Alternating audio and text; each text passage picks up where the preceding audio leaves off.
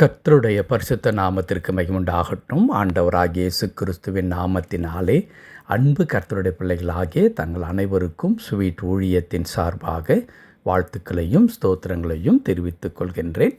சங்கீதங்களின் புத்தகம் 118 சங்கீதம் 8வது வசனம். சங்கீதம் 118 வசனம் 8. மனுஷனை நம்புவதை பார்க்கிலும் கர்த்தர் பேரில் பற்றுதலாயிருப்பதே நலம். மனுஷனை நம்புவதை பார்க்கிலும் கர்த்தர் பேரில் பற்றுதலாயிருப்பதே நலம். என் அன்பு கடவுளுடைய பிள்ளைகளே, மிக முக்கியமான ஒரு வசனம் இந்த வசனம். காரணம் என்னவென்றால், இதை நாம் கொஞ்சம் தவறாக புரிந்து கொண்டாலும் உறவுகளிலே நமக்கு ஒரு மிகுந்த பாதிப்பை ஏற்படுத்திவிடும், விரிசலை ஏற்படுத்திவிடும்.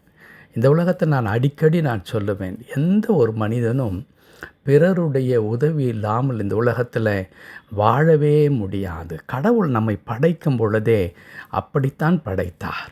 ஆண்டவர் ஆதாமை உருவாக்கும் பொழுது ஆண்டவர் ஒரு தீர்மானத்திற்குள் வருகின்றார். மனிதன் தனிமையாயிருப்பது நல்லதல்ல, அவனுக்கு ஏற்ற துணையை உண்டாக்க வேண்டியது. ஏற்ற துணை என்று சொல்லப்பட்டிருக்கிறது. we need a suitable companion என்று சொல்லி ஆண்டவர் ஒரு தீர்மானிக்கின்றார். காரணம் என்ன?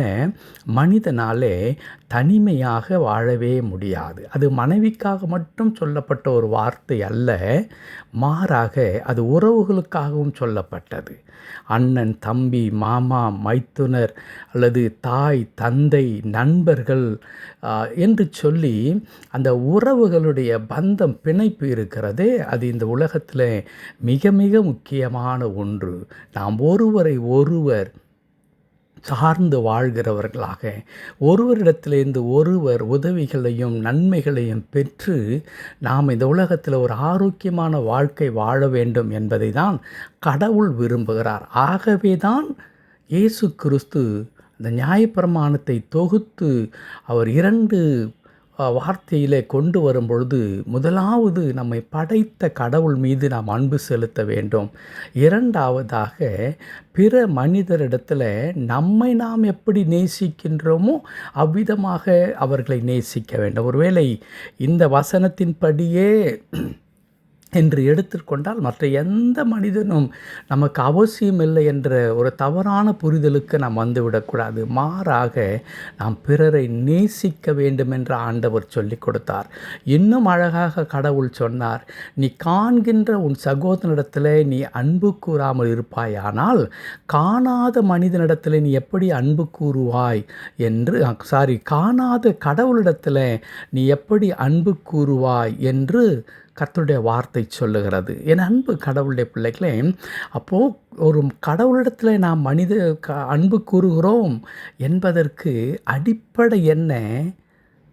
எனக்கு அடுத்தவர்களை நான் நேசிப்பது. அதற்கு தான் நல்ல சமாரியன் என்ற அருமையான உறவை ஆண்டவர் சொல்லி கொடுத்து விட்டு போனார்.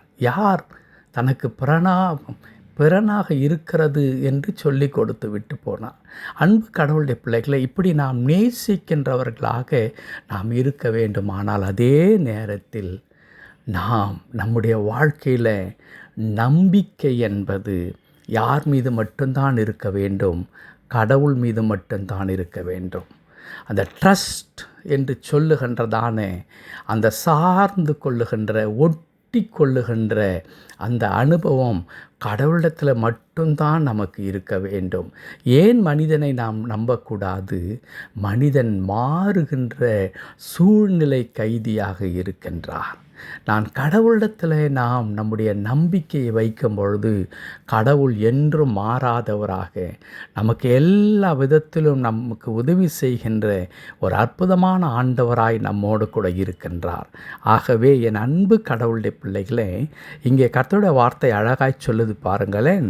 மனுஷனை நம்புவதை பார்க்கிலும் கர்த்தர் பேரில் பற்றுதலாயிருப்பது, அவரை அப்படியே பற்றி கொள்ளுதல் இல்லையா? அப்படியே பற்றி கவ்வி பிடித்து கொண்டு, ஆண்டவரே உம்மை விட்டு நான் எங்கும் போகவே மாட்டேன், எங்கும் போக மாட்டேன், நீர் மட்டும்தான் எங்களுக்கு வேண்டும் என்று சொல்லி ஆண்டவரை பற்றி கொள்ளுதல் மிக மிக அவசியமாயிருக்கிறது.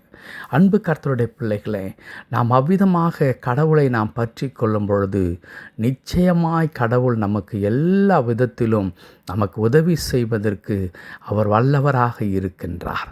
மனிதர்களை நம்பும் பொழுது நாம் எவ்வளவு காலம் அந்த மனிதர்களை திருப்திப்படுத்தி கொண்டே போக முடியும்? திருப்திப்படுத்த முடியாதல்லவா?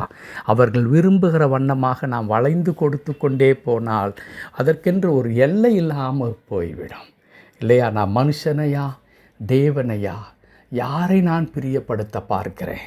நான் மனுஷனை பிரியப்படுத்துவேனானால் நான் கர்த்தருடைய ஊழியக்காரன் அல்லவே என்று பவுல் குறிப்பிடுவார். என் அன்பு கடவுளுடைய பிள்ளைகளே, நாம் கடவுளை பிரியப்படுத்துவதிலே, கடவுளை பற்றி கொள்வதிலே அதிக ஜாக்கிரதை உள்ளவர்களாக நாம் இருக்க வேண்டும். மனிதர்கள் நமக்கு அவசியம்.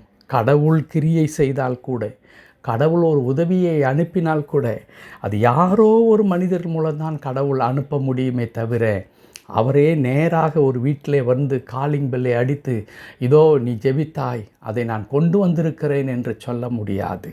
ஆனால் அதே நேரத்தில் அந்த மனிதர் எனக்கு கொண்டு வந்தார் என்ற ஒரே காரணத்தினால கடவுளை விட்டு அவரையே பிடித்து கொண்டு துதிப்பாடுதல் என்பது கடவுளுடைய பார்வைக்கு அது உகந்ததாக தெரியவே தெரியாது. என் அன்பு கர்த்தருடைய பிள்ளைகளே, இன்றைக்கு மனிதர்கள் நன்றி அறிதல் இல்லாத மனிதர்களாக வாழ்ந்து கொண்டிருக்கிறார்கள். நம்மிடத்தில் இருந்த ஒரு வேலை நம் மூலமாக அவர்கள் பெற்றுக்கொண்டதற்காக அவர்கள் எப்பொழுது நம் மீது நன்றி உள்ளவர்களாக அவர்கள் இருக்க வேண்டும் என்ற அவசியம் இல்லை. ஆனால் அதே நேரத்தில் நம்மை எள்ளி நகையாடுவதும், நம்மை காயப்படுத்துவதும், நம்மை உதாசீனப்படுத்துவதும் என்ற நிலை இருக்கிறதே, அது பல நேரங்களிலே அது மிகுந்த தாங்கொண்ணா வேதனை நமக்கு கொடுக்கின்ற ஒன்றாக இருக்கிறது.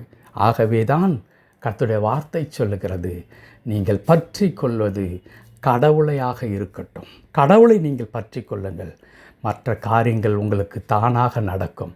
ஏனென்றால் தம்மை நம்பின ஒருவரையும் அவர் கைவிட மாட்டார். கர்த்தர் தாமே இந்த வார்த்தையின்படியே நம்மை ஆசீர்வதித்தருளுவாராக. ஆமேன், ஆமேன்.